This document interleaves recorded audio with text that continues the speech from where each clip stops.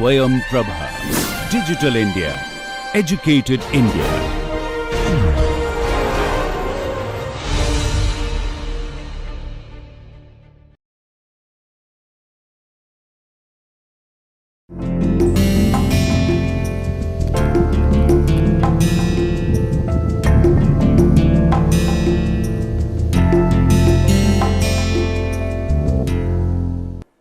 नमस्कार। आज हम सेंट ऑगस्टाइन के विचारों के बारे में बातचीत करेंगे। एक राजनीतिक चिंतक के रूप में उन्होंने किस तरह के विचारों को प्रस्तुत किया और उनके विचार किस तरीके से मध्यकालीन राजनीति दर्शन को समझने में हमारी सहायता कर सकते हैं, हम इन पहलू पर बात करेंगे। पिछली चर्चाओं में हम लोगों ने ग्रीक नगर राज्यों से संबंधित कई महत्वपूर्ण विचारकों पर बात किया। हमने सोफिस्टों की बात की, सुकरात के बारे में हमने समझा, प्लेटो के विचारों के बारे में समझा और अरस्तु के विचारों के बारे में भी चर्चा की। और उसके बाद के दौर में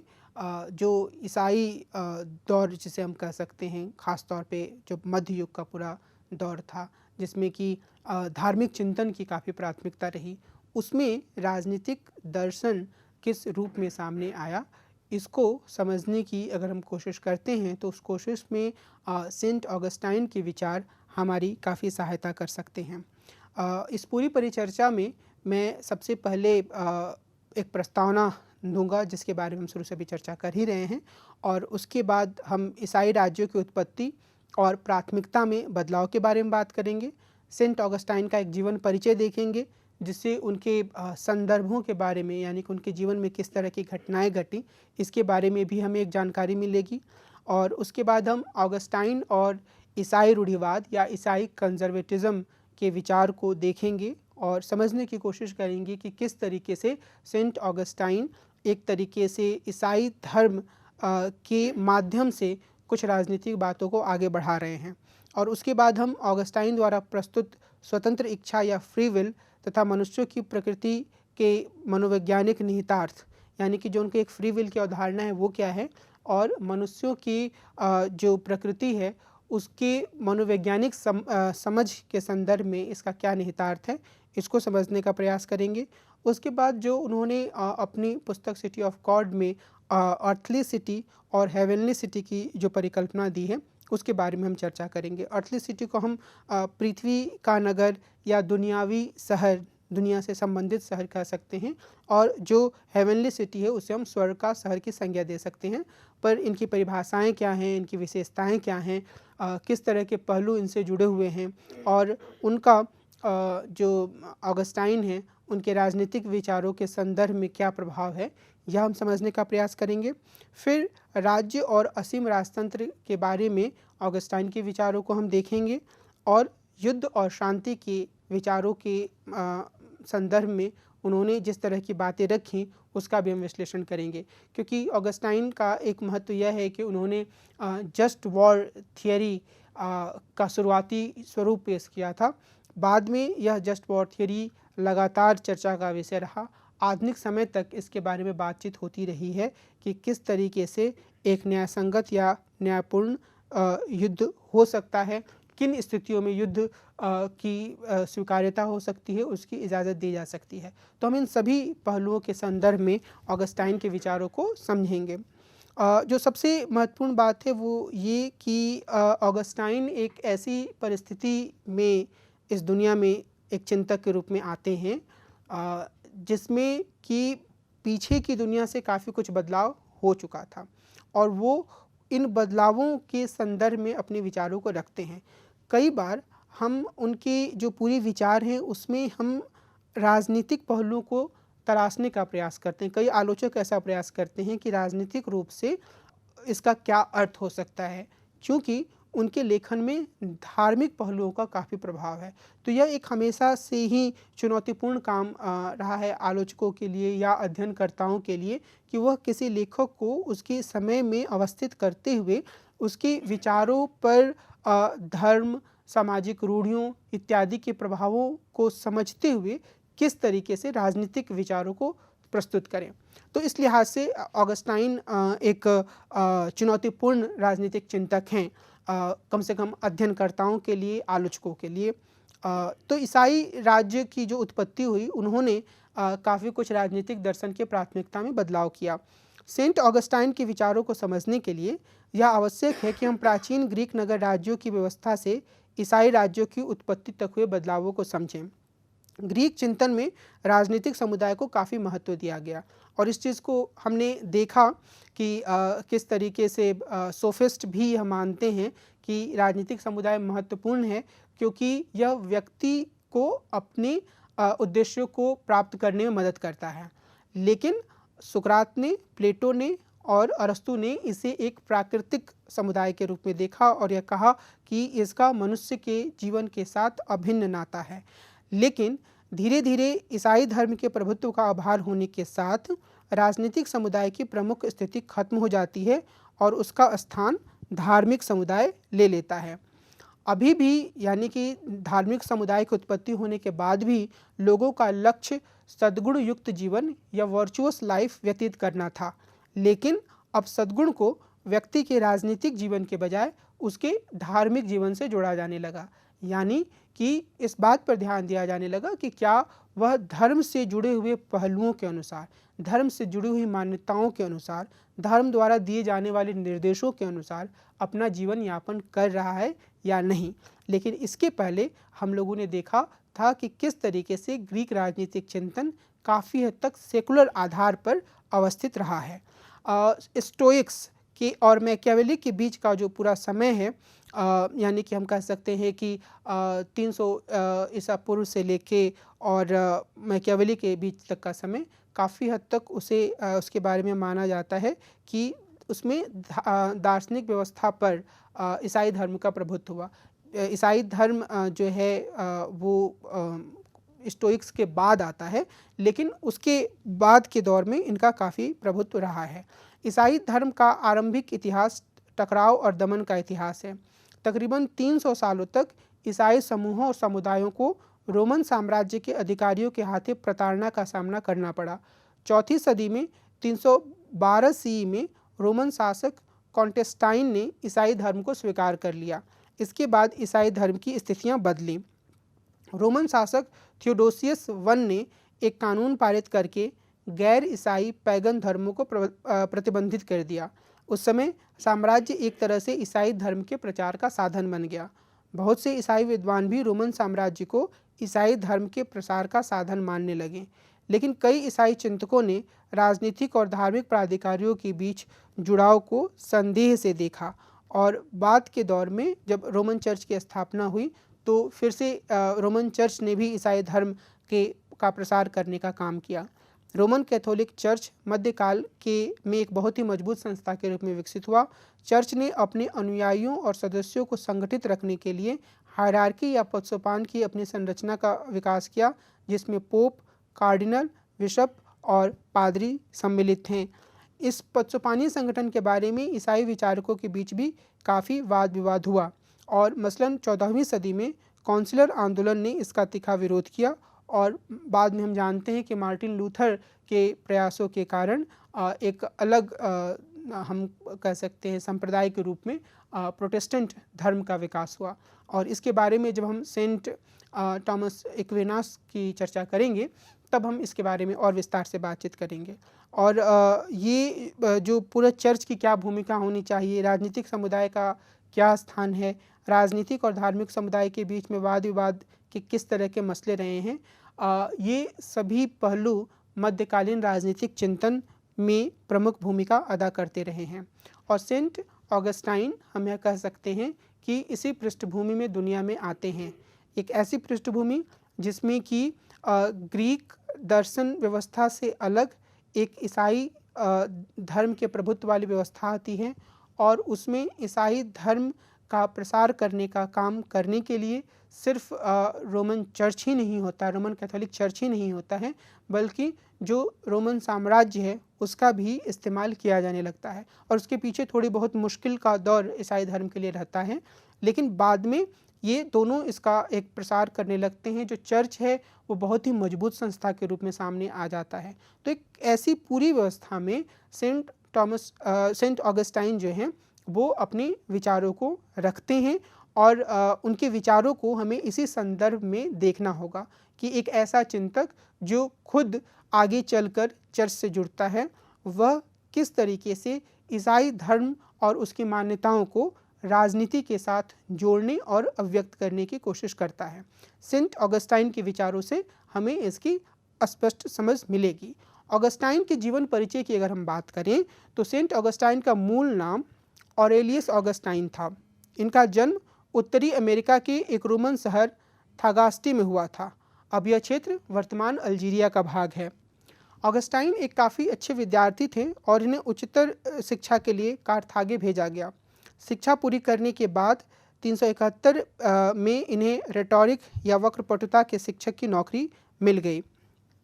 सेंट ऑगस्टाइन जो हैं वो उन्होंने अपने विविध अकादमिक कर्तव्यों के बावजूद एक युवा के रूप में काफ़ी एक स्वच्छंद जीवन जिया। कारथागे में ऑगस्टाइन मैनिकेनिज़्म के प्रभाव में आ गए और यह मैनिकेनिज़्म एक तरह से हम कह सकते हैं कि एक पैगन सेक्ट या संप्रदाय के रूप में था। यह एक तरह का ग्नोस्टिक या रहस्यवादी सिद्धांत या रहस्यवादी धारा थी। इसमें रूप और पदार्थ के बीच अंतर माना जाता था। इसके अनुसार संपूर्ण भौतिक दुनिया, जिसमें सभी मानवीय, राजनीतिक और सामाजिक व्यवस्थाएं भी शामिल थीं, मूल रूप से बुरी हैं। तकरीबन एक दशक तक मैनिकेनिज़्म तक प्रभावित रहने के बाद मैकियावेली इससे निराश हो गए तथा 385 में वे इटली चले गए। इटली के मिलान में वे रिटोरिक के प्रसिद्ध प्रोफेसर बन गए। उन्होंने अपनी कृति कॉन्फेशंस में लिखा है कि यहाँ पर उनके भीतर एक तरह का आध्यात्मिक जागरण हुआ और उन्होंने कैथोलिक धर्म को अपना लिया। कुछ सालों के बाद वे उत्तरी अफ्रीका में वापस लौट गए। कैथोलिक चर्च के द्वारा उन्हें यहाँ भेजा गया। यहाँ पहले वे पादरी के रूप में नियुक्त हुए, लेकिन बाद में 396 में उन्हें हिप्पू का बिशप बना दिया गया। हिप्पू जो है वो वर्तमान अल्जीरिया का एक छोटा सा शहर है। 430 में अपनी मृत्यु तक वे हिप्पू में बिशप के पद पर रहे, इसीलिए कई बार उन्हें ऑगस्टाइन ऑफ हिप्पू भी कहा जाता है। 1303 में यानी कि इनके मृत्यु के काफ़ी 100 वर्षों बाद रोमन कैथोलिक चर्च ने उन्हें संत का दर्जा दिया, यानी कि वो एक ऐसे व्यक्तित्व के रूप में स्वीकार किए गए जो रोमन कैथोलिक चर्च के लिए बहुत महत्वपूर्ण थे और जिनके लेखन का इस्तेमाल उपदेश के लिए किया जा सकता था। ऑगस्टाइन ने बड़े पैमाने पर लेखन का काम किया और उन्होंने 100 से भी ज़्यादा पुस्तकों की रचना की तथा बहुत सी चिट्ठियाँ और उपदेश भी लिखे। उन्होंने तकरीबन 400 सी जो कि के आसपास अपनी आत्मकथा कॉन्फेशंस लिखी। इसे पश्चिमी परंपरा में पहली आत्मकथा या पहली ऑटोबायोग्राफी माना जाता है। उनकी पुस्तक सिटी ऑफ गॉड भी अत्यधिक प्रसिद्ध है, जिसे पूरा करने में उन्हें तकरीबन 14 साल लगे। और द कॉन्फेशंस और द सिटी ऑफ गॉड दोनों ही अभी भी सामान्य रूप से प्रचलित और प्रसिद्ध पुस्तकें हैं जिन्हें काफ़ी लोग पढ़ते हैं। सिर्फ ऑगस्टाइन के विचारों को जानने में रुचि रखने वाले ही नहीं, बल्कि जो साहित्य में रुचि रखने वाले लोग हैं जो कि ऑटोबायोग्राफीज़ को पढ़ना पसंद करते हैं, उनके बीच भी द कॉन्फेशंस काफ़ी प्रसिद्ध रचना के रूप में मौजूद है। ऑगस्टाइन के समय में प्राचीन दर्शन की परंपरा जीवंत थी और इस समय बहुत से हेलेनिस्टिक स्कूल जैसे न्यू एकेडमी और स्टोइसिज्म अभी भी सक्रिय थे। खुद ऑगस्टाइन प्लेटोनिस और पोरफेरी जैसे नौ प्लेटोवादियों से प्रभावित थे। गौरतलब है कि स्टोइसिज्म एक हेलेनिस्टिक दर्शन है जिसकी शुरुआत जेनो ऑफ सीटियम ने एथेंस में ईसा पूर्व 3री सदी में की थी। इसमें यह माना जाता है कि मनुष्यों को खुशी हासिल करने के लिए वर्तमान पर ध्यान केंद्रित करना चाहिए, लेकिन खुद को खुशी की इच्छा या दर्द के डर से नियंत्रित नहीं होने देना चाहिए। यानी कि उन्हें अपने मस्तिष्क का उपयोग करते हुए वर्तमान पर ध्यान केंद्रित करना चाहिए और खुद को हर प्रकार के भय से मुक्त करना चाहिए, तभी वो वर्तमान पर ध्यान दे पाएंगे। और इसी तरीके से प्लोटिनस से लेकर 1529 में एकेडमी के बंद होने तक प्लेटो के बुनियादी विचारों को स्वीकार कर किए गए लेखन को नौ प्लेटोवाद की संज्ञा दी जाती है। यानी कि जिस संस्था को प्लेटो ने स्थापित किया था वह एक लंबे समय तक कायम रहा और बाद में जब उनके प्लेटो के पीढ़ी के बाद जो लोग उभरे और उन्होंने प्लेटो के बुनियादी विचारों को स्वीकार करते हुए लेखन किया, उन्हें 9 प्लेटोवादी की संज्ञा दी गई और इन सभी का प्रभाव यह माना जाता है कि कुछ हद तक ऑगस्टाइन के शुरुआती लेखन पर था। कुछ विद्वान उनकी दर्शन की जब व्याख्या करते हैं तो वो यह कहते हैं कि उनका यह लेखन ईसाई प्रभाव के साथ प्राचीन दर्शन है। मसलन अपने सबसे आरंभिक लेखन में ऑगस्टाइन ने यह विचार व्यक्त किया कि मानव एक बुद्धिमान शासक के अंतर्गत रहते हुए ब्रह्मांड या की दैवीयता का भाग बन सकते हैं। यह विचार प्लेटो के दार्शनिक राजा और ईसाई धर्म के विचारों का मिश्रण है और इस लिहाज से हम यह कहा जाता है या यह दावा किया जाता है कि इनके शुरुआती लेखन पर प्लेटो जैसे प्राचीन लेखकों का भी काफ़ी प्रभाव था। ईसाई धर्म का तो निश्चित रूप से प्रभाव था ही। ऑगस्टाइन और ईसाई रूढ़िवाद के बारे में अगर हम विचार करेंगे तो हमें यह बात याद रखने की भी ज़रूरत रहेगी कि ऑगस्टाइन शुरुआत से ही रोमन कैथोलिक चर्च के अनुयायी नहीं थे और वो बाद में ईसाई धर्म को यानी कि अपने जीवन के तकरीबन 25 से 30 वर्ष गुजारने के बाद वो ईसाई धर्म को अपनाते हैं। लेकिन जब ऑगस्टाइन ने कॉन्फेशंस की रचना की तो उन्होंने यह कहा कि जिस तरह की एक सार्वभौमिक व्यवस्था की कल्पना क्लासिकल ग्रीक लोग करते रहे हैं, जिसके अंतर्गत हर कोई, खासतौर पे सुकरात और प्लेटो, हर कोई तर्क बुद्धि के अनुसार अपना जीवन यापन करेगा, वो प्रासंगिक नहीं है और उन्होंने काफ़ी हद तक इसे त्याग दिया था। बहुत से विद्वान यानी ऑगस्टाइन के लेखन के विद्वान यह मानते हैं कि ऑगस्टाइन का लेखन प्राचीन ग्रीक लेखन से अलग था और उन्होंने ऑगस्टाइन को पहले महत्वपूर्ण ईसाई चिंतक के रूप में प्रस्तुत किया है। ऑगस्टाइन ने ईसाई धर्म के भीतर उत्पन्न हुए 3 विधर्मी मतों डोनाटिज्म, मैनिकियनिज्म जिससे वो खुद एक समय प्रभावित थे, और पेलाजियनिज्म को अप्रभावी करने के लिए गंभीर प्रयास किया। लेकिन ऐसा करते हुए उन्होंने ईसाई रूढ़िवाद को एक सुनिश्चित रूप देने का काम किया। इनमें से एक, पेलाजियनिज्म में यह दावा किया गया था कि यदि हमारा यह दायित्व है कि हम पाप के बिना रहें तो हमारे भीतर यह शक्ति होती है कि हम खुद को पाप से मुक्त कर लें। यानी कि इसमें व्यक्ति की अपनी शक्ति को स्वीकार किया गया था पाप से मुक्त होने के संदर्भ में। लेकिन ऑगस्टाइन ने इसे सहमति जताई और उन्होंने जो ओरिजिनल सिन ईसाई धर्म के भीतर का एक सिद्धांत है उसका सहारा लिया और इसके अनुसार यह माना जाता है कि ईश्वर की कृपा के बिना हम में से कोई भी पाप से मुक्त होने में समर्थ नहीं है। ऑगस्टाइन ने मूल पाप या ओरिजिनल सिन के अपने सिद्धांत के माध्यम से दुनिया में बुराई की समस्या की व्याख्या करने का प्रयास किया। तो जो इनकी पूरी कोशिश थी वो इसी बात से संबंधित थी कि जो जितने विधर्मी मत हैं उनको वो ईसाई धर्म के अधीन ला दें या उनके तर्कों को पूरी तरीके से खारिज कर दें, और इस लिहाज से उन्होंने कई विधर्मी मतों के तर्कों को खारिज किया। लेकिन इसके साथ ही ऑगस्टाइन ने एक फ्री विल का विचार भी प्रस्तुत किया, जहाँ पर वो ये कहते हैं कि कोई भी व्यक्ति तभी मुक्त हो सकता है, तभी उसे मुक्ति मिल सकती है जब उसके ऊपर ईश्वर की कृपा हो। वहीं उनके सामने यह प्रश्न भी आता है कि आखिर व्यक्ति बुराई की तरफ जाते क्यों हैं, आखिर उनके भीतर यह भावना आती क्यों है। ऑगस्टाइन कहते हैं कि ईश्वर अच्छे हैं और अच्छे होने के कारण उन्होंने अच्छे प्राणियों की रचना की, लेकिन फिर भी बुराई की उत्पत्ति हो गई। ऑगस्टाइन इसके कारणों पर विचार करते हैं। उनके अनुसार ईश्वर ने मानवों को स्वतंत्र इच्छा या फ्री विल से युक्त प्राणियों के रूप में बनाया। स्वतंत्र इच्छा का अस्तित्व दुनिया में बुराई के प्रवेश की अनुमति देता है।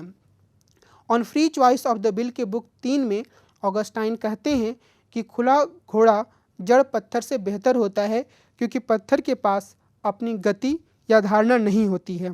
इसी तरह अपनी स्वतंत्र इच्छा से पाप करने वाला प्राणी उस प्राणी से ज़्यादा अच्छा होता है जिसके पास अपनी स्वतंत्र इच्छा नहीं होती है।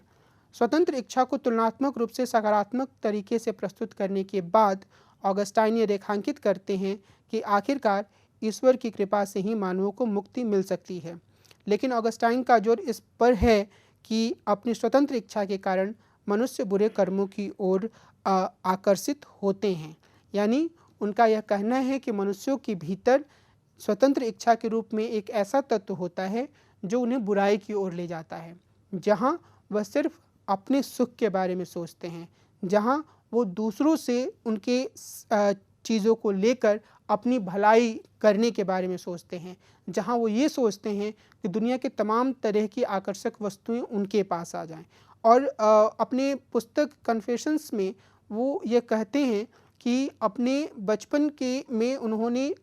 एक समय कुछ चीज़ों की चोरी की थी, और वह चोरी इसलिए नहीं की थी क्योंकि वो चीज़ें बहुत कीमती थीं, बल्कि वह चोरी उन्होंने एक ख़ास तरह की प्रवृत्ति के कारण कर ली थी, जिसमें चोरी करने का आनंद वो शायद लेना चाहते थे। तो इस लिहाज से वो ये मान के चलते हैं कि मनुष्यों का जो बड़ा समूह होता है, या आम तौर पे जो मनुष्य होते हैं जिनके ऊपर ईश्वर की कृपा नहीं होती है, या जो ईश्वर की कृपा के तलाशने के कर्म में नहीं लगे होते हैं, जो सामान्य मानव होते हैं, उनके भीतर फ्री विल के रूप में, स्वतंत्र इच्छा के रूप में एक ऐसी प्रवृत्ति होती है जो उन्हें गलत काम की ओर प्रेरित करती है। और गलत काम की पूरी परिभाषा जो है वो काफ़ी व्यापक है, जहाँ पर मनुष्य अपने स्वार्थ के लिए बहुत कुछ करता है। और हम यह देख सकते हैं कि इनका जो वर्णन है वह हॉब्स के वर्णन के काफ़ी करीब है। हॉब्स के बारे में हम आगे विस्तार से चर्चा करेंगे, लेकिन मैं यहाँ आपको सिर्फ यह बताना चाहता हूँ कि आधुनिक समय में हॉब्स ने जिस तरीके से व्यक्ति की चरित्र को प्रस्तुत किया, उसमें उन्होंने यह कहा कि व्यक्ति जो होता है वह सिर्फ और सिर्फ अपने बारे में सोचता है, और वह अपनी खुशी चाहता है। वह ऐसी चीज़ें अपने लिए चाहता है जिससे उसकी इंद्रियों को आराम मिले, जिससे वो ज़्यादा बेहतर भोजन कर पाए, ज़्यादा बेहतर जगह पर सो पाए, ज़्यादा बेहतर गाड़ियाँ उसके पास हो, ज़्यादा बेहतर सुविधाएं उसके पास हों। इस तरह की बातें हॉब्स के द्वारा कही जाती हैं। तो यह जो प्रस्तुतिकरण है, हम कह सकते हैं कि काफ़ी हद तक जो ऑगस्टाइन का वर्णन है, फ्री विल से युक्त मनुष्य जो बुराई की दिशा में बढ़ गया है, स्वार्थ की दिशा में बढ़ गया है, उसके करीब जाता है। और सिगमंड फ्रायड ने जिस तरीके से मनुष्य के भीतर एक जन्मजात सेक्सुअल ओरिएंटेशन को रेखांकित किया है, वह भी काफ़ी हद तक ऑगस्टाइन के फ्री विल के करीब जाता है। यानी कि मूलभूत रूप से, बुनियादी रूप से कुछ ऐसी चीज़ें मनुष्यों के भीतर हैं जो उन्हें इस दिशा में, यानी कि बुराई की दिशा में, स्वार्थ की दिशा में ले जाती हैं। यह कहा जा सकता है कि किसी भी अन्य ईसाई की तुलना में ऑगस्टाइन ज़्यादा प्रमुखता से इस बात को नकारते हैं कि मानव खुद को मुक्त कर सकता है, खुद अपने बूते पर मुक्त कर सकता है। तो निश्चित रूप से उसे इसके लिए ईश्वर पर निर्भर रहना पड़ता है। ऐसे में प्रश्न है कि यदि मानवों की मुक्ति ईश्वर के हाथ में है, तो उन्हें अच्छा काम करने का फैसला क्यों करना चाहिए? इसी तरह यदि मुक्ति और ईश्वर से मिलन ही ईसाइयों का अंतिम साध्य है और यह पूरी तरह से ईश्वर पर निर्भर है, तो किसी की मुक्ति में राजनीतिक संदर्भ की कोई भूमिका नहीं है। और इसीलिए ऑगस्टाइन भी राजनीतिक संस्थाओं की विचार करने के लिए में कोई ज़्यादा समय खर्च नहीं करते हैं, और वो इस बात पर जोर देते हैं कि जो मुक्ति है वो ईश्वर के माध्यम से ही मिल सकती है। अगर हम इस लिहाज से ऑगस्टाइन को देखें, तो हम यह देखते हैं कि वह अपने पहले के चिंतकों से, यानी कि ग्रीक चिंतकों से काफ़ी अलग थे। वो ग्रीक चिंतक जो मनुष्य में नैतिकता की तलाश करना चाहते हैं, या उसकी मौजूदगी को मानते हैं। वो ग्रीक चिंतक जो मानते हैं कि मनुष्य बुनियादी रूप से एक अच्छा जीवन जीना चाहता है। उसके विपरीत जो ऑगस्टाइन हैं, वह उनके भीतर एक बुनियादी बुराई के प्रति आकर्षण को रेखांकित करते हैं, और वो ये कहते हैं कि चाहे कोई भी राजनीतिक समुदाय हो, वह मनुष्यों या इंसानों के वास्तविक साध्य को पूरा करने में समर्थ नहीं होता है। यहाँ एक बार फिर से हम यह कह सकते हैं कि ऑगस्टाइन का विचार पूरी तरह से जो ग्रीक चिंतन है उससे अलग है, क्योंकि हम ग्रीक चिंतन में देखते हैं कि कम से कम जो सुकरात हैं, प्लेटो हैं और एरिस्टोटल हैं, वो राजनीतिक समुदाय को काफ़ी महत्वपूर्ण मानते हैं, और वो यह मानते हैं कि राजनीतिक समुदाय के भीतर रहकर ही व्यक्ति अपने लिए एक अच्छा जीवन यापन कर सकता है।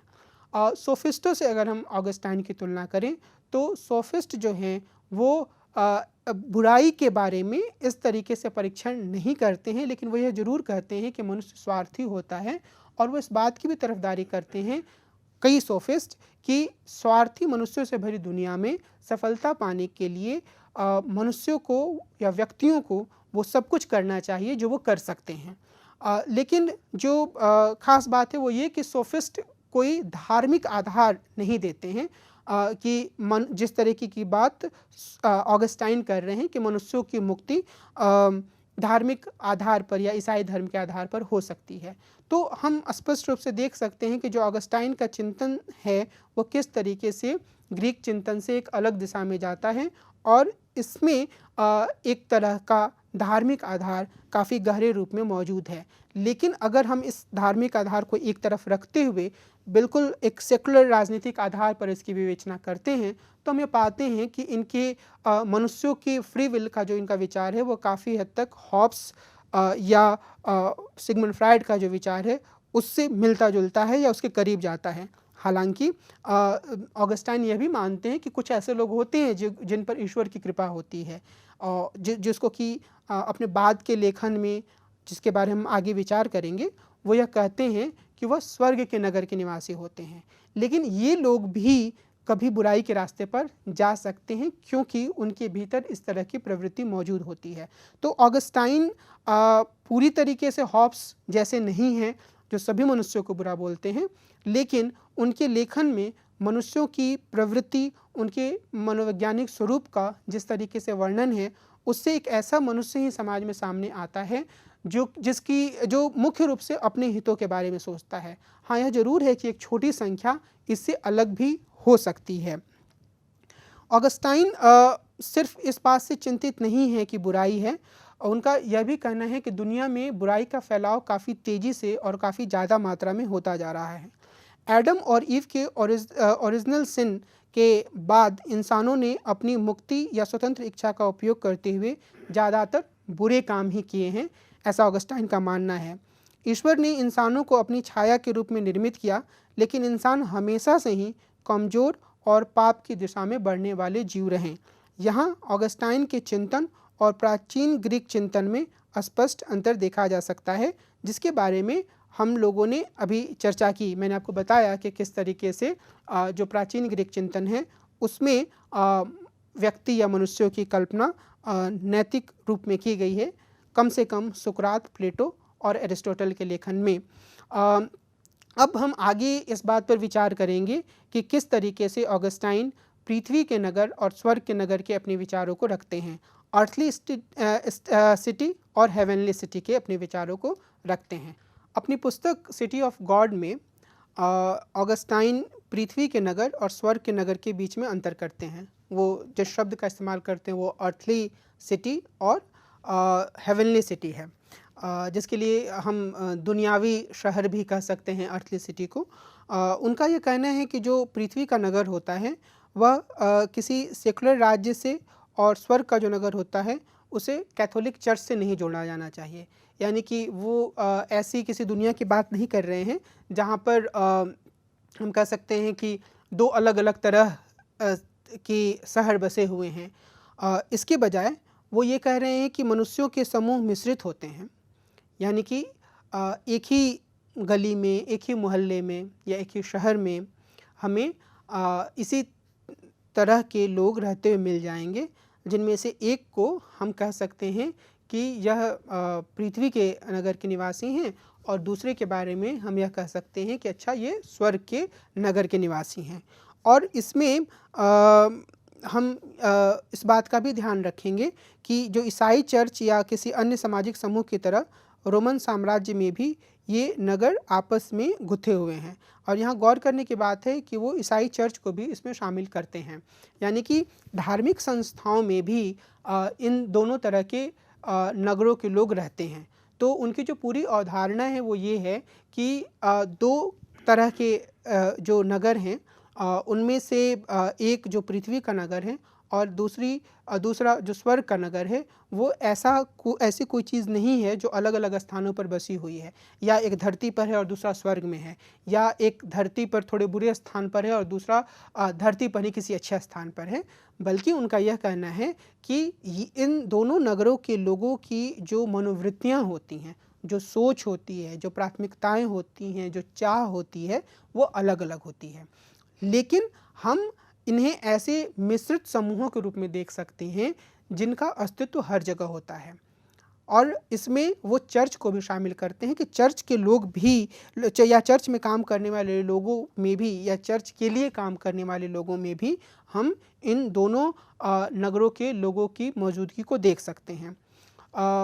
ऑगस्टाइन का कहना है कि स्वर्ग का नगर उन लोगों से बना है जो ईश्वर से सही तरीके से प्यार करते हैं और उन्हें ईश्वर से ही आनंद आता है। दूसरी ओर पृथ्वी के नगर में वे लोग सम्मिलित हैं जो स्वास्थ्य, परिवार या सामाजिक जीवन या ज्ञान जैसी वस्तुओं को अपने आप में साध्य या सर्वोच्च मानते हुए हासिल करने का प्रयास करते हैं। और हम यह भी कह सकते हैं कि जो पृथ्वी के नगर में रहने वाले लोग हैं वह दुनिया के भीतर हर तरह की कामयाबी हासिल करना चाहते हैं, या हम यह कह सकते हैं कि वो काफ़ी हद तक सोफिस्टों के युवकों की तरह हैं, उन युवकों की तरह हैं जिन्हें शिक्षा सोफिस्ट देते थे कि वो दुनिया में किसी भी तरह से कामयाबी हासिल करें। और जो स्वर्ग के नगर में रहने वाले लोग हैं वो काफ़ी हद तक सुकरात के अनुयायी की तरह हैं जो कि ज्ञान की तलाश में हैं। लेकिन निश्चित रूप से ऑगस्टाइन ज्ञान की संकल्पना नहीं रखते हैं, बल्कि ऑगस्टाइन इस बात की संकल्पना प्रस्तुत करते हैं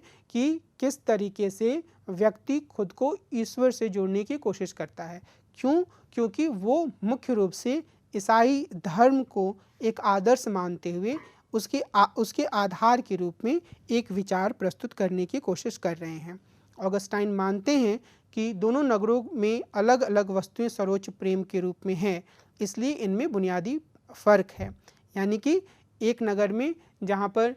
जो स्वर्ग का नगर है वहाँ पर ईश्वर से मिलन को, ईश्वर से एकाकार होने को सर्वोच्च लक्ष्य माना जा रहा है। वहीं जो दूसरा नगर है जो कि पृथ्वी का नगर है, वहाँ पर दुनिया से जुड़ी हुई चीज़ों को, जिन्हें हम अलग अलग तरीके की सुख सुविधाओं के रूप में देख सकते हैं, अलग अलग तरह की सफलताओं के रूप में देख सकते हैं, उपलब्धियों के रूप में देख सकते हैं, सम्मान और पद के रूप में देख सकते हैं, उन्हें हासिल करने पर जोर इस पृथ्वी के नगर पर दिया जाता है। तो दोनों के लक्ष्यों में काफ़ी फ़र्क है और दोनों ही नगर यह चाहते हैं कि उनकी भौतिक आवश्यकताएं पूरी हों, उन्हें आक्रमण से सुरक्षा हो और व्यवस्था कायम रहे। क्योंकि अगर हम स्वर्ग के नगर के भी निवासी हैं और हम इस तरीके से जीवन यापन करते हैं कि हमारा ईश्वर से मिलन हो, तो ऑगस्टाइन बोलते हैं कि इस स्थिति में भी हमारे लिए ज़रूरी होता है कि एक व्यवस्था कायम रहे, कोई आकर हमारे साथ ज़बरदस्ती की हिंसा ना करे, कोई आकर उस पूरे शहर या उस पूरे नगर को तबाह ना करे जहां हम रहते हैं, या उस कॉलोनी को तबाह ना करे जहां हम रहते हैं, और हमारी ज़रूरतें, जो बुनियादी ज़रूरतें वो पूरी होती रहें। तो इस लिहाज से और जो पृथ्वी के नगर के लोग हैं उन्हें भी निश्चित रूप से इस तरह की चीज़ों की आवश्यकता होती है कि वो अपने जीवन की ज़रूरतों को तभी, या अपने जीवन के लक्ष्यों को तभी हासिल कर सकते हैं जबकि एक व्यवस्था हो। अगर कोई व्यवस्था नहीं है तो वो भी अपने जीवन के लक्ष्यों को हासिल नहीं कर सकते हैं। तो दोनों के सर्वोच्च लक्ष्य अलग अलग हैं, लेकिन एक बुनियादी स्तर पर दोनों को ही यह ज़रूरत होती है कि उनकी भौतिक आवश्यकताएं पूरी हो, बाहरी आक्रमण से उनकी सुरक्षा हो और एक तरह की व्यवस्था कायम रहे जिसमें वह अपने और वे सारे लोग जो इन दोनों नगरों से जुड़े हुए हैं वे अपने लक्ष्यों की तरफ, जो कि अलग अलग हैं, आगे बढ़ पाएँ। और ये सभी लोग इस तरह की एक शांतिपूर्ण व्यवस्था चाहते हैं और दोनों लोगों का ऐसा चाहने का कारण ज़रूर अलग अलग होता है। और दोनों लोगों के, जैसा कि हमने भी देखा, यहाँ पर रहने वाले लोगों के कुछ साझा लक्ष्य हैं, लेकिन उनका सर्वोच्च लक्ष्य काफ़ी हद तक अलग है। और ऑगस्टाइन एक बिल्कुल स्पष्ट एक स्टैंड लेते हैं, एक साफ बात कहते हैं कि जो पृथ्वी का नगर है वह व्यर्थ है और जो स्वर्ग का नगर है वो सर्वोच्च है। पृथ्वी के नगर में लोग जिस तरीके से आम जीवन की सुख सुविधाओं को हासिल करने की कोशिश करते हैं, बुराई का रास्ता भी अपनाते हैं, दूसरों को धोखा देते हैं, अपने लिए ज़्यादा चीज़ों को चाहते हैं, कई तरह का सम्मान पाने के लिए कई दूसरे सारे लोगों की उपलब्धियों को झूठा साबित करने की कोशिश करते हैं। इस तरह की जो पूरी तामझाम पृथ्वी के नगर में चलती रहती है, उसे ऑगस्टाइन पूरी तरीके से व्यर्थ मानते हैं और उनका यह कहना है कि जो स्वर्ग का नगर होता है वह अपने आप में श्रेयस्कर है, उत्कृष्ट है और उसे हासिल करने के लिए लोगों को कोशिश करते रहना चाहिए। जो पृथ्वी का नगर है, ऑगस्टाइन का यह कहना है, वह लोगों की नैतिक आवश्यकताओं को पूरा नहीं कर सकता है। हम ये जानते हैं कि पहले की संकल्पनाओं में यह माना जाता था कि जो एक आम जिंदगी से जुड़ा हुआ शहर है, खासतौर पे एरिस्टोटल के विचारों में यह बात सामने आती है और हम प्लेटो के विचारों में भी देख सकते हैं कि वो एक आदर्श रूप में जब एक नगर की व्याख्या करते हैं तो यह मानते हैं कि यहाँ लोगों की नैतिक आवश्यकताएं भी पूरी होती हैं, लोग अपने आप को नैतिक रूप से भी उत्कृष्ट बना पाते हैं। लेकिन ऑगस्टाइन का मानना है कि अब ऐसी स्थिति नहीं है और इस संदर्भ में वो यह बताने की कोशिश करते हैं कि अगर मनुष्य वास्तव में एक अच्छा जीवन जीना चाहता है तो उसे स्वर्ग के नगर की ओर जाना होगा। अभी जो स्वर्ग के नगर की पूरी परिकल्पना है उसे हम काफ़ी हद तक जो सुकरात का लेखन है, जिसमें कि वो आत्मा को प्रखर बनाने और लगातार प्रश्नों पर वाद विवाद से जोड़ने की बात करते हैं, उसके नज़दीक पा सकते हैं। लेकिन जैसा मैंने पहले भी इशारा किया कि दोनों में प्रमुख अंतर हमें यह है, ये हमें याद रखना चाहिए कि जहाँ ऑगस्टाइन पूरी तरीके से ईश्वर से मिलन को एक स्वर्ग के नगर का लक्ष्य घोषित करते हैं, वहीं जो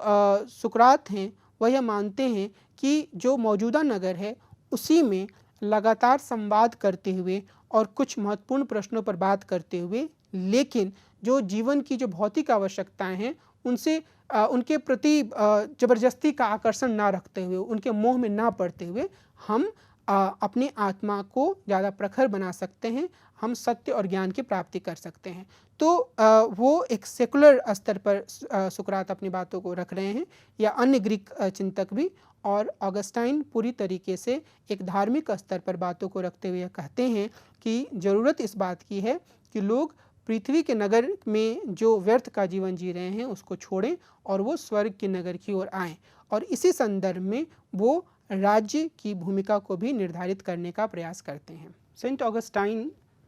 यह मानते हैं कि अपनी ज़रूरतों के कारण और अपनी मजबूरियों के कारण लोग एक साथ आते हैं और राज्य का निर्माण करते हैं। उनका यह कहना है कि इंसानों का राजनीतिक जीवन बुराई की ओर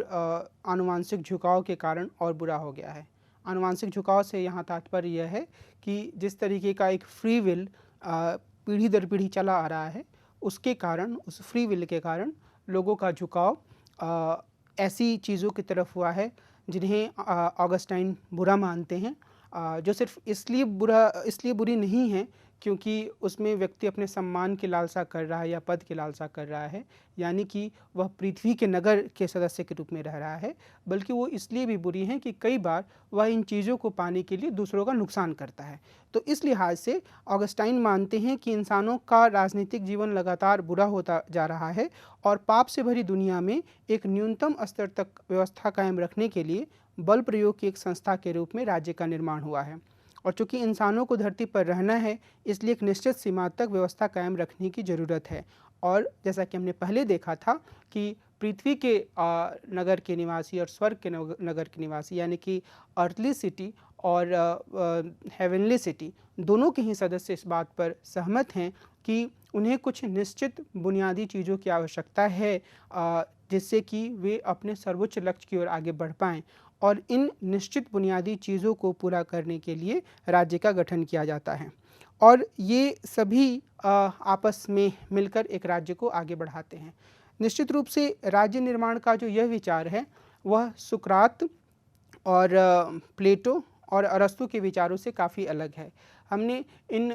चिंतकों के अपने विश्लेषण में यह देखा है कि यह मानते हैं कि राज्य एक स्वाभाविक संस्था के रूप में है और व्यक्ति उसमें अपने व्यक्तित्व का पूर्ण विकास कर पाता है। लेकिन ऑगस्टाइन इससे अलग विचार रखते हैं और वो ये कहते हैं कि लोग अपनी ज़रूरतों को पूरा करने के लिए राज्य जैसी संस्था का निर्माण करते हैं। वे मानते हैं कि असीम राजतंत्र,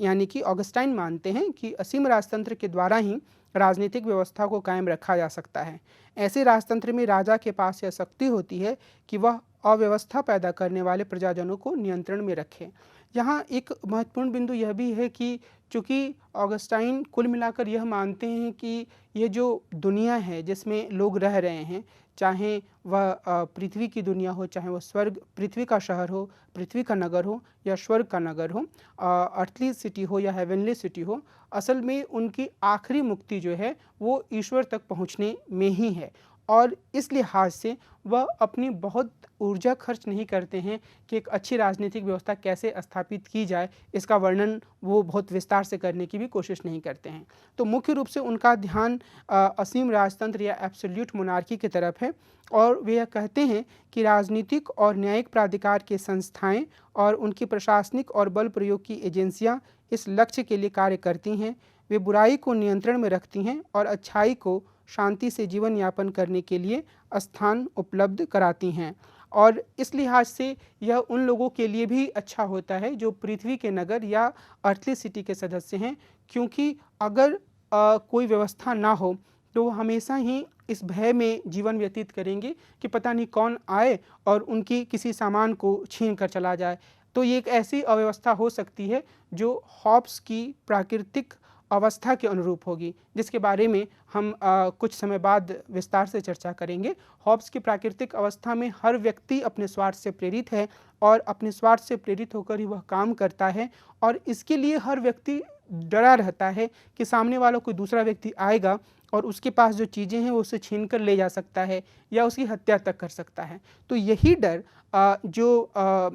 पृथ्वी का शहर या पृथ्वी का नगर या जो अर्थली सिटी है उसके सदस्यों को होती है। तो इस लिहाज से वो चाहते हैं कि कानून रहे, एक असीम या एब्सोल्यूट स्टेट रहे और वह लोगों की गतिविधियों को नियंत्रित करे ताकि उनके पास सुरक्षा हो, ताकि उनके पास कुछ भौतिक संसाधन हो जिसके माध्यम से वो जीवन में जो कुछ भी हासिल करना चाहते हैं वो हासिल कर सके। और यही चिंता मुख्य रूप से स्वर्ग के नगर के निवासियों या हेवनली सिटी के निवासियों को भी होती है कि वे जिस लक्ष्य को हासिल करना चाहते हैं उस लक्ष्य को हासिल करने लायक व्यवस्था बनी रहे, यानी वो ईश्वर से मिलन या ईश्वर से संपर्क या ईश्वर से अपना जुड़ाव कायम करने के लिए एक ऐसी व्यवस्था चाहते हैं जहां जब वो इस तरह के काम करें तो कोई दूसरा व्यक्ति दखलंदाजी ना करे, उनके संसाधनों को ना छीने, उनके जीवन को खत्म करने की कोशिश ना करें। और इस लिहाज से इन दोनों का लक्ष्य असीम राज्य में पूरा होता है। और ऑगस्टाइन इससे आगे बढ़ते हुए यह कहते हैं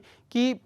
हमेशा ही राजनीतिक शासकों के आदेशों का पालन किया जाना चाहिए। स्वर्ग के नगर के प्रति अपने झुकाव के बावजूद उन्होंने किसी पृथ्वी के नगर के शासक के प्रति किसी प्रकार के विद्रोह को बढ़ावा नहीं दिया। यानी कि पृथ्वी के नगर से यहाँ पर तात्पर्य यह है कि अगर कोई ऐसा असीम राजतंत्र है या ऐसा असीम शक्ति वाला राजा है जो पूरी संसाधनों को, हर प्रकार की व्यवस्था को अपने हित के लिए उपयोग कर रहा है, लोगों का दमन कर रहा है, तब भी वे यह कहते हैं कि लोगों को राजा का आदेश मानना चाहिए। लेकिन यहाँ पर एक महत्वपूर्ण बिंदु भी उल्लेख करने की ज़रूरत है और वो महत्वपूर्ण बिंदु यह है कि वे कहते हैं कि अगर राजा ऐसा कोई काम करने के लिए कहता है जो कि पाप हो, जो कि धर्म के अनुसार बिल्कुल गलत हो, तो लोगों को उसका विरोध करना चाहिए। लेकिन वो विरोध भी सिविल डिसोबीडियंस या एक नागरिक अवज्ञा के रूप में होनी चाहिए, सविनय अवज्ञा के रूप में होनी चाहिए, जो कि ईसाई धर्म का बताया हुआ रास्ता है, बजाय इसके कि लोग हथियार उठाकर शासक का विरोध करना शुरू कर दें। और ये जो वो राज्य को एक मजबूत स्थिति प्रदान करते हैं, वह मजबूत स्थिति वो सिर्फ ईसाई राज्यों के लिए ही नहीं देते हैं जो कि उस समय काफ़ी प्रचलित थी, बल्कि वो ये मजबूत स्थिति गैर ईसाई शासकों को भी देते हैं। वो यह कहते हैं कि जो गैर ईसाई राज्य हैं वहाँ भी जो लोग रह रहे हैं, भले ही वो ईसाई हों, उन्हें अपने राजा के आदेश का पालन करना चाहिए। एक तरीके से हम यह कह सकते हैं कि वो जिस तरह के राज्य की परिकल्पना प्रस्तुत करते हैं वो एक थियोलॉजिकल स्टेट या धर्मशास्त्रीय राज्य की तरह है, जहाँ पर राज्य जिस भी धर्म का से जुड़ा हुआ हो या जिस भी धर्म के मूल्यों का प्रसार करे, लोगों को उनकी बातों को मानने का, राज्य की बातों या राजा की बातों को मानने का निर्देश दिया गया है। और वे अगर विरोध कर भी सकते हैं तो बहुत ही हल्के स्तर का विरोध कर सकते हैं, वो हथियारबंद विरोध नहीं कर सकते हैं, ऐसा ऑगस्टाइन मानते हैं। और इस लिहाज से ऑगस्टाइन यह भी कहते हैं कि सत्ता की भूख, राजनीति में भागीदारी, ये सारी नकारात्मक चीज़ें हैं, और इस लिहाज से वो इसको बहुत ही श्रेयस्कर नहीं मानते हैं कि कोई व्यक्ति राजनीति में खुलकर भागीदारी करे। और इस लिहाज से वो ये कहते हैं कि जो प्रमुख एक गुण है नागरिक का, वो राजा के आदेशों को पालन करने का है, और वो अगर इस काम को सही तरीके से करता है तो वो अपने नागरिक के कर्तव्यों को निभा रहा है। ज़्यादा से ज़्यादा, जैसा कि मैंने पहले बताया, वह सविनय अवज्ञा के माध्यम से राजा के धर्म के खिलाफ पाप के रूप में दिए जाने वाले आदेशों का विरोध कर सकता है। लेकिन हम ये जानते हैं, और शायद हमें इस बात को स्पष्टता से समझने की ज़रूरत है, कि ऑगस्टाइन का जो यह वर्णन है वह मुख्य रूप से जो नागरिकता की एक पूरी अवधारणा चली आ रही थी ग्रीक दौर से, और बाद में आधुनिक दौर में भी नागरिकता की जिस तरह की अवधारणा अपनाई गई उससे काफ़ी अलग है। हमें जानते हैं कि चाहे सुकरात हो, चाहे प्लेटो हो, या एरिस्टोटल या अरस्तु हो, उन्होंने नागरिकों की सक्रिय भूमिका की बात की। यानी कि अगर हम सुकरात की बात करें तो यह कहते हैं कि नागरिक को सत्य की खोज करने और अपने समय की व्यवस्था में हो रही गलत बातों पर प्रश्न उठाने के प्रति जागरूक होना चाहिए। प्लेटो यह कहते हैं कि नागरिकों को जो उनका कर्तव्य है, यानी कि शिक्षा के माध्यम से वे जिस स्थिति को अपनी स्थिति के रूप में पाते हैं, चाहे वो आर्टिजन वर्ग हो, चाहे वो ऑक्सिलरी क्लास हो, या फिर रूलर या शासक वर्ग हो, उन सब के कर्तव्यों का उन्हें निर्वहन करना चाहिए, यानी कि उन्हें भागीदारी करनी चाहिए। अरस्तु इन सब चीज़ों से आगे बढ़ते हैं और वो कहते हैं कि नागरिक अपना सर्वोत्तम विकास तभी कर सकता है जब वह नागरिकता के कार्य में भागीदारी करता है, और वहाँ वह सब नागरिकों के साथ समान रूप से अपने विचारों को अभिव्यक्त करता है, अपनी बातों को रखता है, और वह शासित करता है और बदले में कई बार शासित भी होता है, जिसके बारे में हम पीछे की चर्चाओं में बातचीत कर चुके हैं। और इसी तरीके से जब हम आधुनिक दौर में आते हैं तो हम यह देखते हैं कि नागरिकता की ऐसी संकल्पना नहीं है जहाँ पर जो नागरिक है वह सिर्फ राज्य के आदेशों को स्वीकार करता है, उसका अनुपालन करता है। इससे आगे बढ़कर जो संकल्पना है वह यह है कि नागरिक राज्य से प्रश्न कर सकता है। नागरिक के कुछ बुनियादी अधिकार हैं जिसमें राज्य कोई दखलंदाजी नहीं कर सकता है, और नागरिक अलग अलग व्यवस्थाओं में अलग अलग रूपों में सत्ता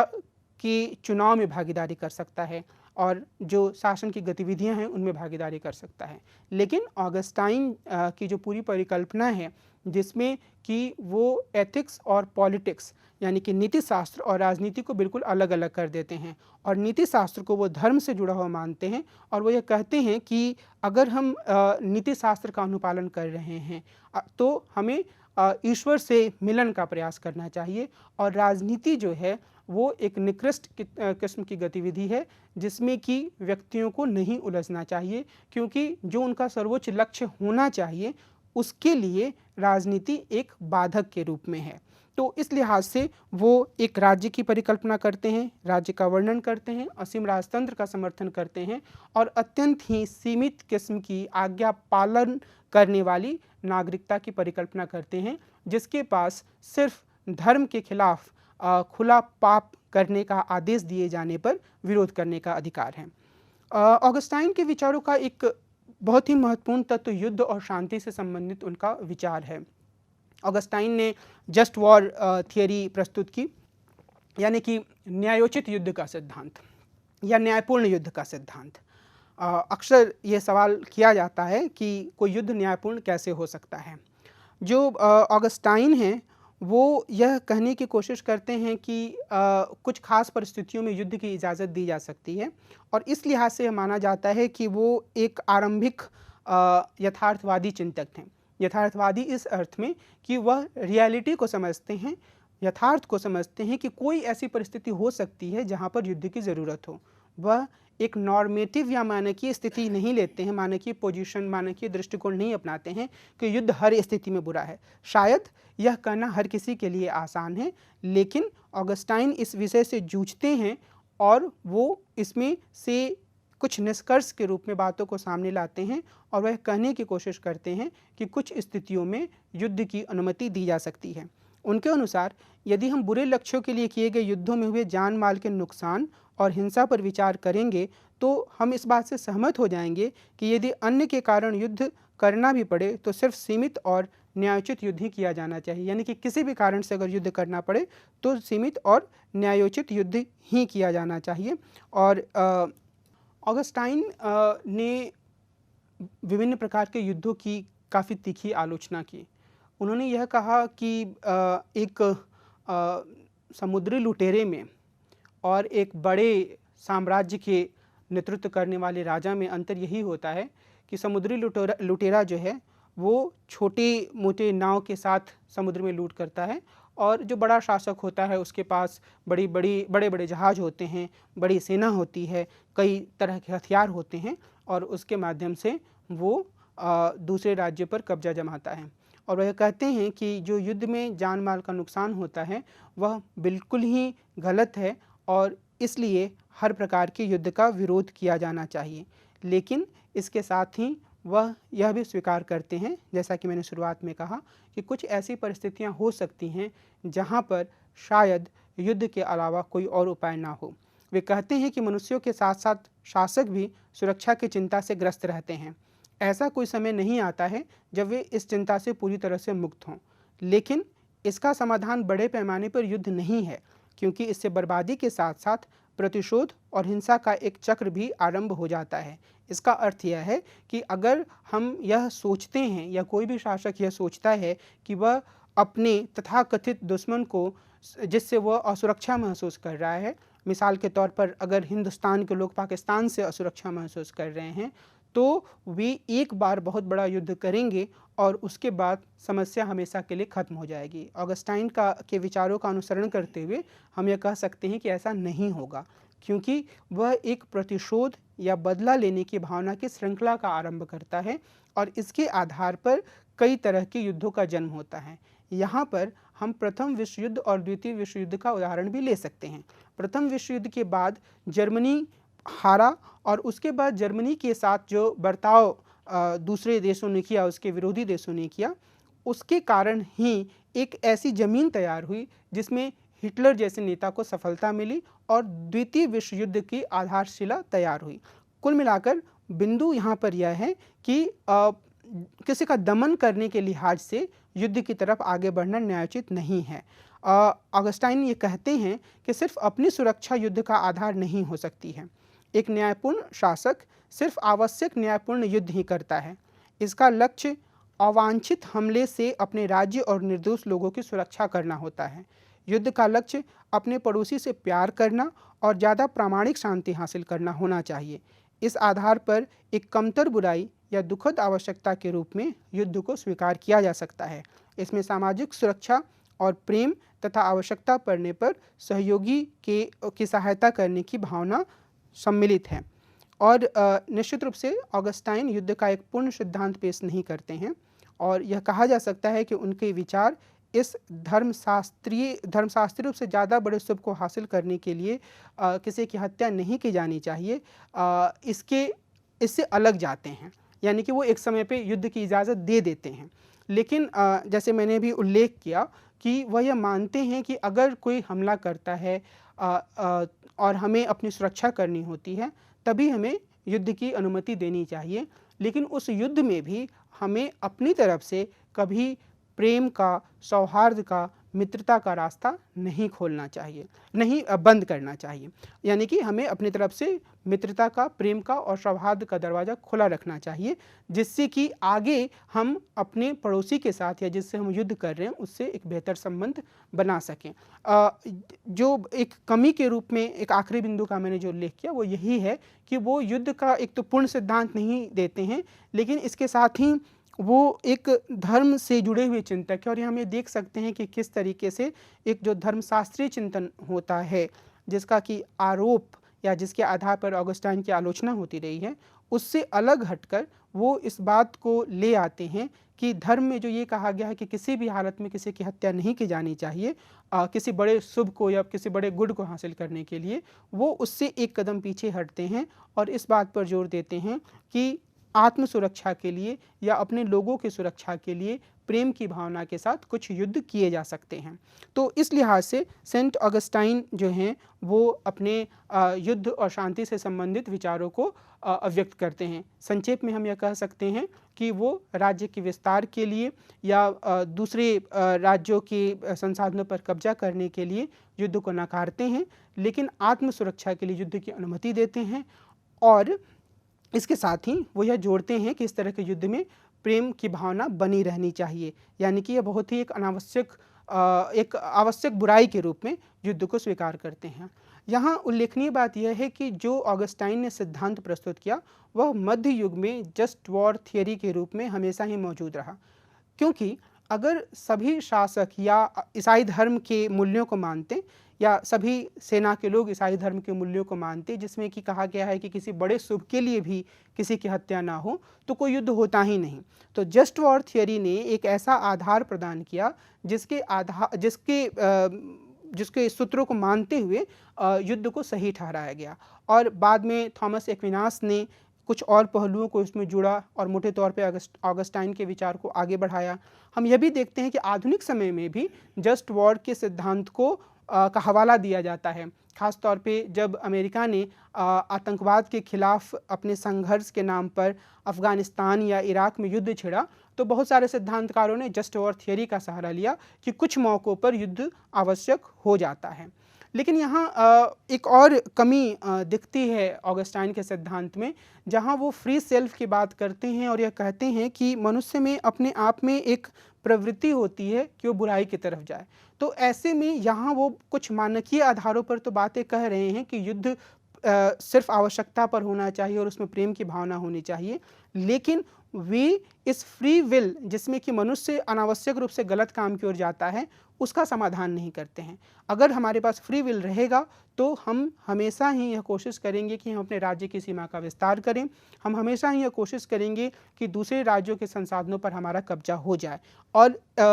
इस लिहाज से जब तक फ्री विल, और फ्री विल का समाधान एक ही हो सकता है कि व्यक्ति पूरी तरीके से ईश्वर के मिलन पर ध्यान देने लगे, तो जब तक इस फ्री विल का जो एक अंतर्विरोध है उसको ऑगस्टाइन नहीं सुलझाते हैं, ऐसा लगता है कि उनका जो जस्ट वॉर या न्यायपूर्ण युद्ध का सिद्धांत है वह एक सीमित अवधारणा ही बनी रह जाएगी और शायद वह एक सीमित अवधारणा के रूप में है भी, जहाँ वे कुछ ना करने का विचार प्रस्तुत करते हैं। बहरहाल ऑगस्टाइन बहुत ही महत्वपूर्ण चिंतक हैं और उनके जीवनीकार पीटर ब्राउन ने यह कहा कि उनके अनुसार इसिडोर ऑफ सेविले ने एक बार कहा था कि यदि कोई यह दावा करता है कि उसने ऑगस्टाइन की सारी कृतियों को पढ़ लिया है तो वह झूठ बोलता है। यह कथन एक अर्थ में ऑगस्टाइन के काम के बड़े दायरे को दर्शाता है। उनके काम पर होने वाले रिसर्च या अनुसंधानों में लगातार वृद्धि हो रही है और अब यह स्वीकार किया जाने लगा है कि ऑगस्टाइन के लेखन में एक साथ धर्मशास्त्रीय, दार्शनिक, सांस्कृतिक और राजनीतिक आयाम मौजूद हैं और उनको पढ़ने से हमें मध्य युग के राजनीतिक विश्वासों और धर्म और राजनीति के सम्मिलन से होने वाले तरह तरह के सूत्रीकरणों के बारे में जानकारी मिलती है। अपनी चर्चा को मैं यही रोकूंगा और अगली चर्चा में हम सेंट थॉमस एक्विनास के विचारों के बारे में चर्चा करेंगे। नमस्कार।